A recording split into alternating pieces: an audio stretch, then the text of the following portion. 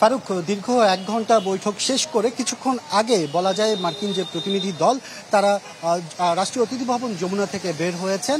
আর যদি বলে রাখি, সকাল ১১টায় তারা এই যমুনায় প্রবেশ করেন প্রধান উপদেষ্টার সাথে বৈঠকের জন্য।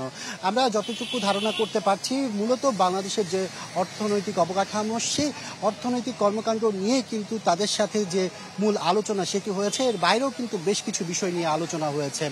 এছাড়া যে সূত্র যেভাবে আমরা জানতে পেরেছি সেটি হচ্ছে যে বাংলাদেশ থেকে যে টাকা পাচার করা হয়েছে, সেই টাকা পাচার বাংলাদেশে আবার ফিরিয়ে আনার জন্য যুক্তরাষ্ট্রের যে টেকনিক্যাল টিম তাদের কাছেও আসলে সহযোগিতা চাওয়া হতে পারে, এই ধরনের আসলে তথ্য আমরা পেয়েছি।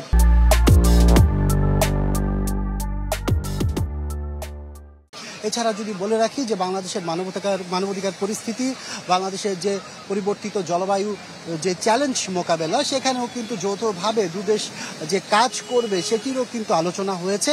এ ধরনের তথ্য আমরা পেয়েছি। বলা যায় দীর্ঘ ১ ঘন্টার বৈঠকে এটি প্রথমবারের মতো যে অন্তর্বর্তীকালীন সরকার ক্ষমতা গ্রহণের পর ডক্টর মোহাম্মদ ইউনূসের সাথে এই ধরনের একটি দ্বিপাক্ষিক আলোচনা হলো। এর আগে কিন্তু ডক্টর মোহাম্মদ ইউনূসের সাথে আলোচনা করার আগে বলা যায় রাষ্ট্রীয় অতিথি ভবন পদ্মায় কিন্তু এই মার্কিন প্রতিনিধি দল আজকের যে বৈঠকের কর্মসূচি সেটি শুরু করেছিল পররাষ্ট্র উপদেষ্টার সাথে বৈঠকের মাধ্যমে। এর পরপরই কিন্তু অর্থ উপদেষ্টার সাথেও কিন্তু তারা আলোচনা করেছে। সব মিলে বলা যায় আজকে বিকেলে তাদের আরেকটি বৈঠক অনুষ্ঠিত হওয়ার কথা রয়েছে বাংলাদেশ ব্যাংকের গভর্নরের সাথে। এই বৈঠকের সার্বিক যে পরিস্থিতি, সেই পরিস্থিতিতে আসলে বাংলাদেশের যে অর্থনৈতিক পরিস্থিতি, অর্থনৈতিক অবকাঠামো, সেদিক দিয়ে সবচেয়ে বেশি জোর দেওয়া হচ্ছে। এছাড়া কয়েকটি চুক্তিও স্বাক্ষর হওয়ার কথা রয়েছে এই মার্কিন প্রতিনিধি দলের সাথে।